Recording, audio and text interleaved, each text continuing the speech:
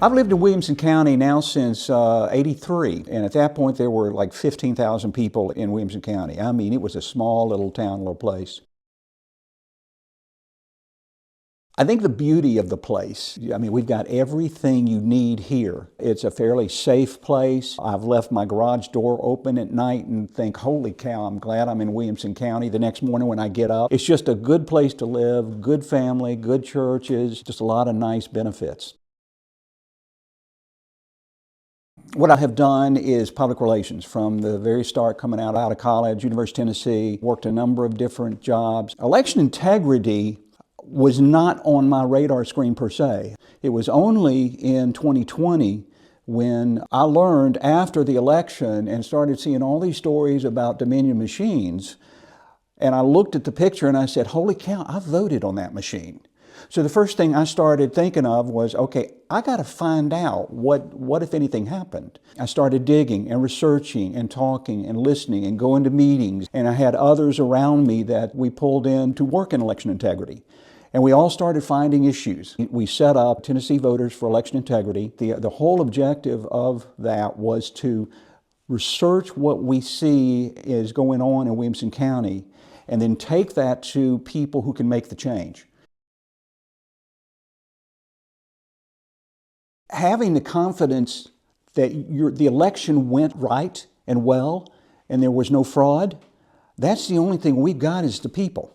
We're putting our trust and our hope that the process is going to work right so that the person that I end up wanting to put into a position is the person that actually got my vote. And unfortunately, all of the machinery that's involved, it's really questionable whether things are happening the way they should. But it is terribly important that we have faith in what is occurring in the election process, because that's the basis of our constitutional republic.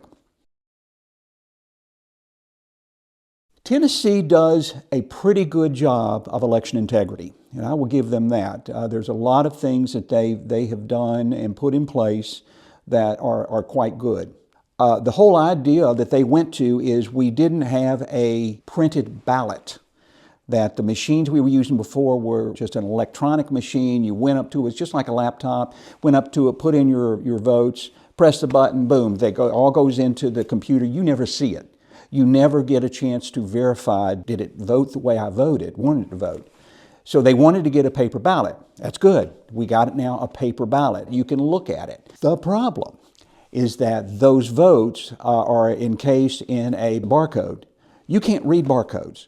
So there's no way that people can check and see, are those selections that I made that's in the text, is it reflected in the barcode? Because it's the barcode that the tabulator reads. So we don't have what's called a voter verifiable paper audit trail. There's no way that you or I could sit in that voting booth and look at that ballot and say for 100% sure that my selections are in that barcode. That'd be the first thing I'd do is I'd jettison the ballot marking device. It's a machine, it can be hacked, there's just so many issues with it. Go to the paper ballot. You can get a hand-marked paper ballot, and then you can really drive in some high-level security features in it that would really help that. Here in Williamson County, we voted in precincts up until 2019. They were working fine. I mean, you had set precincts that you were supposed to go and vote in. It's a great process because the people that are working the elections there, they recognize you.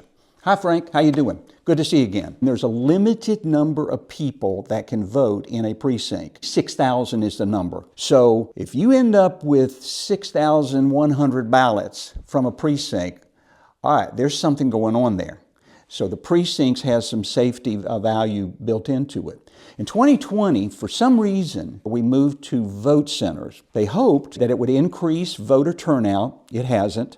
They hoped that it would also cut expenses for the election commission. It hasn't. Since you could vote anywhere, they had to drive the internet to every vote center in the county so that you couldn't go vote hop, so that Frank couldn't go to the Brentwood Library and vote and then go down to the Church of the City and vote again. They got to mark me off. But the internet is now in the voting location. What's to prevent some things to kind of jump from one machine to another? It seems like the answer to every question or problem that comes up with the Election Commission is, well, let's just bring in another machine. And it's just like, good gosh, man, what happened to hand-marked paper ballots, counted by hand, simplicity? I don't want a Democrat selecting a Republican from a primary to be the person I want running. But that's what an open primary system does. And it does the same thing for a Democrat. Crossover voting, a Democrat in a primary asking for a Republican ballot so that he can select the Republican candidates that he feels can be best beaten by the Democrat candidate is illegal. It's a felony. I want, and Democrats want and ought to have, the ability to make the selection on who they want to represent them. Many Republicans and many Democrats probably say, no, I depend upon a lot of Democrats crossing over and voting for me in a primary.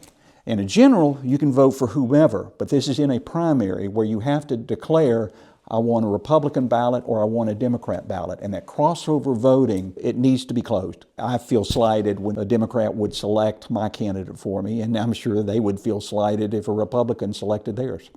I would love to see legislators take that up and close the primaries. That would help the purity of the vote, the purity of the ballot box, a whole lot more. The first thing probably is just get educated. Start digging in and learning. Go to our website at TennesseeElectionIntegrity.com. We've got videos, we've got white papers, we've got op-eds, we've got more information you could shake a stick at that you could really learn what we have found as a part of our research into this process, not just in Williamson County, but in the state. Then start asking questions. Getting out and voting, we have absolutely got to vote. That's another thing. The Williamson County Citizens is a great location to tune into to see who are the true conservatives. So that's another way of really getting the information that you need. I'd love to get the machines out of the election process. They are nothing but just total complications. They could be hacked. We've proven it. They've destroyed elections. People that won under machines have later been after a hand recount, have become the loser because it was done wrong. Go back to the simplicity of what we used to do. Hand-marked paper ballots, hand-counted, with good audits in place that are done every election, and with a lot of transparency. Now, the one thing you can do is identify, and again, that's where Williamson County Citizens is a great help, identify the conservative candidates out there. Vote for them, vote hard for them, work for them. We just need to get more people who really understand the conservative and the grassroots, what we're all about, and what we stand for, to get in those positions of leadership so that we can change the way things operate.